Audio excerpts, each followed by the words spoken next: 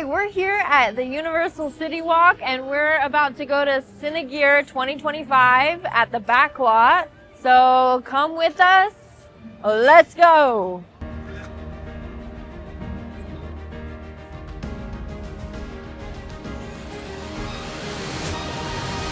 You lead the way. I don't know where I'm going.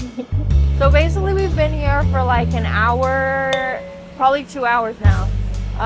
And it's now we're getting on the shuttle. So I ate my breakfast burrito. I drank my coffee. I gave Sean one bite of it. And so now I'm full. He's now hungry for my breakfast burrito. But that's okay, because we're gonna go interview people now. We're on the tram. I feel like we're going to a movie set right now. I work with camera control, and I've worked on most of the work I do in LA, surprisingly, has been commercials. The basic concept of motion control is being able to program the motion, very fast, precise moves that a camera crane operator couldn't hope to get. You get it right, you get it there, you get the focus, and then they can rehearse and practice with talent in the background. Generally, I would program the move. Okay. You can optionally add a little bit with this after the move is programmed. And then you just program that and it knows what to do. Then. Here's what I programmed earlier. So this has 1, 2, 3, 4, 5, 6, 7, 8, like 9 keyframes. Just 9 points that it joined the dots. I said go here, go here, go here, and it joined the dots and makes this smooth move. Great. Hi, so it's me, Hannah. So we're at Cinegear 2025. It is the year 2025, and right now we're back to the future. See? We have the new stuff, and the most important thing is this one and the Vespi 2, because our Vespi 1 spent around 5 years and also was known on the market, and many customers or users, they love it. And so we upgraded the version. Biggest difference is the size, lighter, smaller. Also, we upgraded the coating and the elements inside. It will give you the better image quality, better color, and also the biggest things we added iCook. We hope to add the iCook in this price level lens. Okay, we just got a fortune cookie from Light Widow, and it says win a Fizzlock. So we're gonna see if we win one. Your future lies among the stars, and they'll be getting paid way more than you. Yeah. Okay.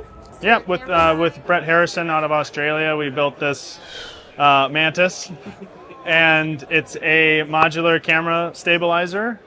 We have it right now on a piece of speed rail. So it basically takes this 27-pound camera and makes it weigh, maybe a pound. Really, what people use it for most is on the Easy Rig. And just mounts onto the Easy Rig, and then you can actually start moving around because it's a stabilizer as well as this kind of boom range tool. Okay, so hi, it's me. So basically, I'm putting my cinematographer. Hi, I'm putting my cinematographer hat on now.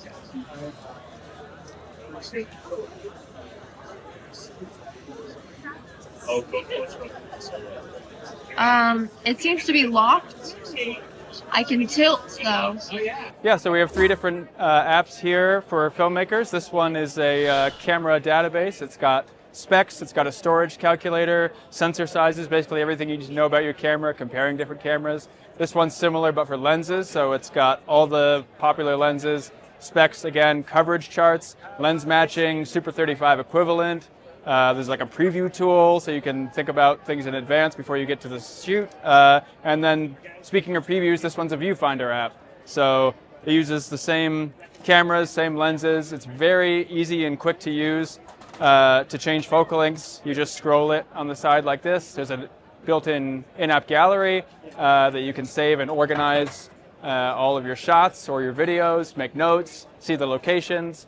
That's pretty much it. There's some amazing stuff, even if you're not really into it. There's gotten cannibalized giant Batmobiles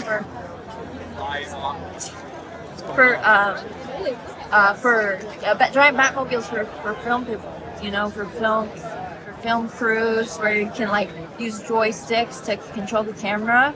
So stick around for that. There's a cop car over there for some reason. So we have two different methods of control. This is traditional hand wheels. You're tilting there and then you're panning on this one. And we have limits set on it so you can't damage anything. So you can turn it as far as you want either way and up and down. Wow. Yeah. So that takes for me, it takes a little bit of getting used to, you know, to be able to do like a compound diagonal move. This is another common way to operate, which is the joystick. So it's like a video game. Right, exactly. Yeah, it's so easy. And you can have control of all the directions and speeds of all the movements and dampening. So each one of these pods represents an axis. So for example, on the pan, we can control the speed on it and make it really responsive and aggressive, or we could turn it down and be nice and smooth and slow. Okay. And it's all gyro stabilized, so it removes the influence of all the bumps on the road. Both the crane, both the crane and the head use fiber optic gyros, which will stabilize the image. That's the whole purpose of this equipment. Is basically to stabilize the image. Wow. So we could be driving down the road, the car can be bucking and bouncing around, but the image will stay perfectly still and controllable. Ever wonder how the films get those really high up shots? That's how.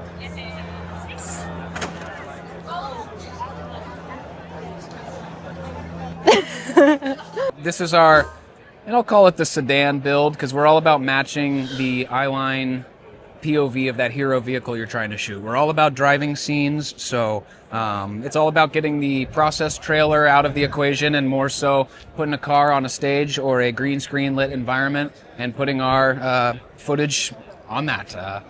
It's going to be making the actors look like they're really driving, all in the movie magic of those driving scenes. It consists of 9 Red Komodos with prime 24mm lenses, 8 on the horizontal, and 1 with a fisheye up top to capture everything around the vehicle for that's reflections, and it's evolved into everything being controlled from within the cabin and doing it in a 6K fashion with the Red Komodos. So full control. So, I mean, the only thing we have to get out for is to wipe off the lenses and power off the cameras. We can record, change out batteries, power, and monitor everything from inside the cabin. Yeah, we make custom slates for the motion picture industry. Not only the traditional ones, but also for time code generators. So we make the face plates that go on top of the generator.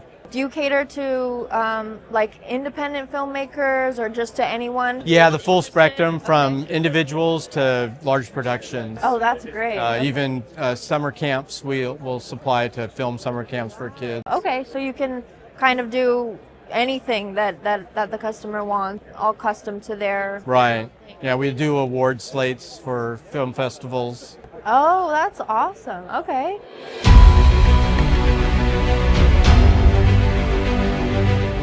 This is the best walk I've ever been on because I got a burrito in one hand, the best latte, and this.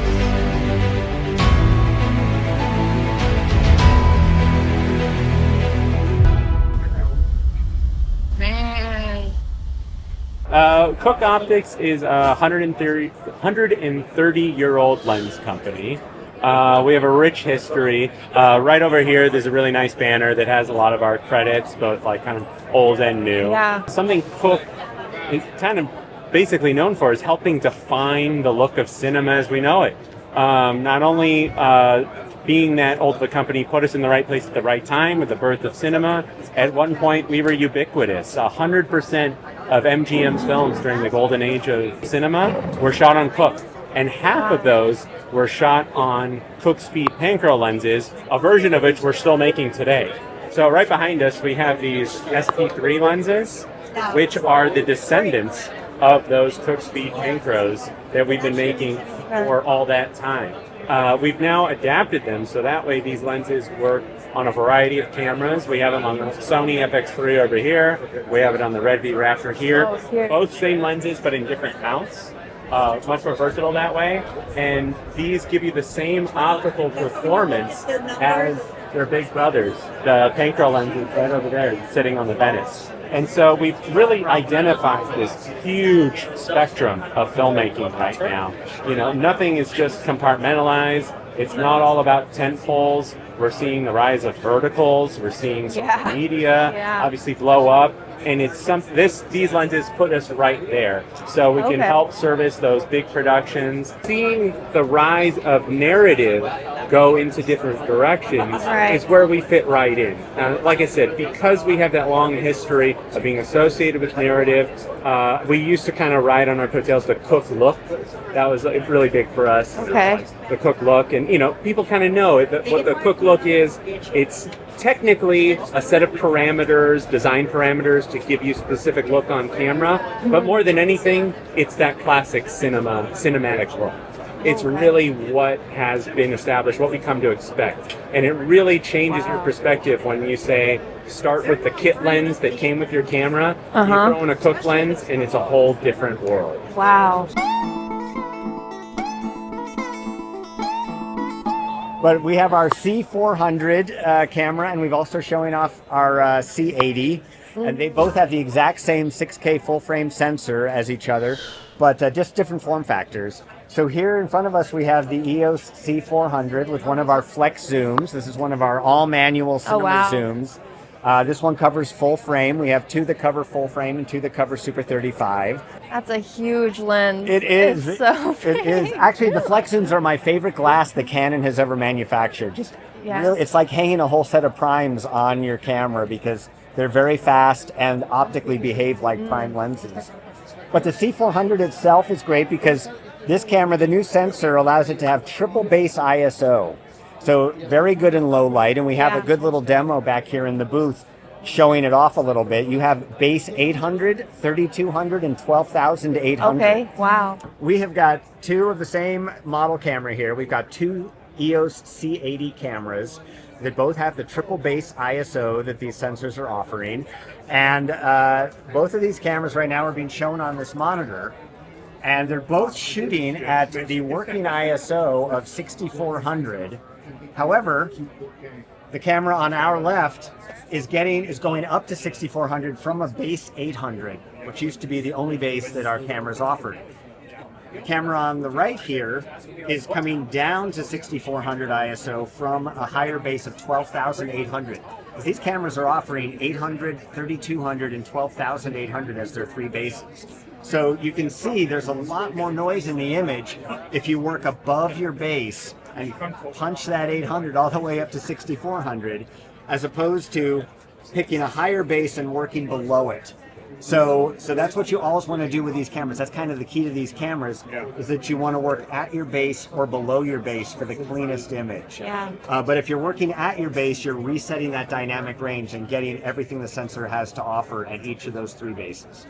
Yeah, and you can really tell the difference with there's so much more noise on this one than on that one. In the shadows, you can really see that working above the base is not going to be as ideal as coming down from a higher base. So cool! Thank you.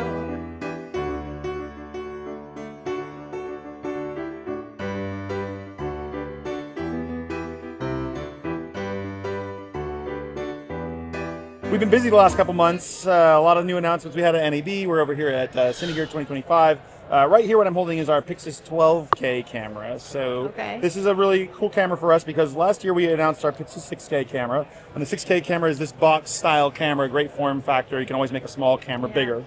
Last year we also announced our Ursa Cine 12K, and our Ursa Cine 12K is an awesome camera because that sensor, while a 12K sensor can shoot in different resolutions, but always uses the full sensor. So it's actually a really great camera for being able to get great images and great data.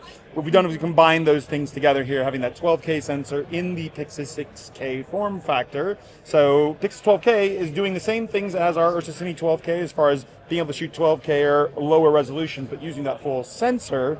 And then, of course, we can't just talk about cameras. We've got Resolve 20. Everyone loves DaVinci Resolve. That's our color grading editing software that's out there. We put our beta out there at NAB. That's now gone fully live. It's good to go, good to download. So There's lots of news. This is like brand new, so it's not. This will be out in July. July, we're hoping to be shipping these. So, Okay. yep, we've got products that are coming. We've got products that are shipping. We've got releases that are out there. We've got betas for people to download. So please visit our website, blackmagicdesign.com. Lots of great things to see there, and hopefully you can see us at future shows as well. Well, thank you so much. Yeah, you're very welcome. Thanks for coming by. I appreciate it, guys. Awesome, and I love the set that you guys put together. Yeah, It's no, great. it's definitely always great to get like real colors, real people, real lights out there too. Yeah, so, it like, really yeah, we is. want to make real things for people to look at as well. So, Great. so yeah, it's been a great show. We've been really busy and just excited to be talking to people.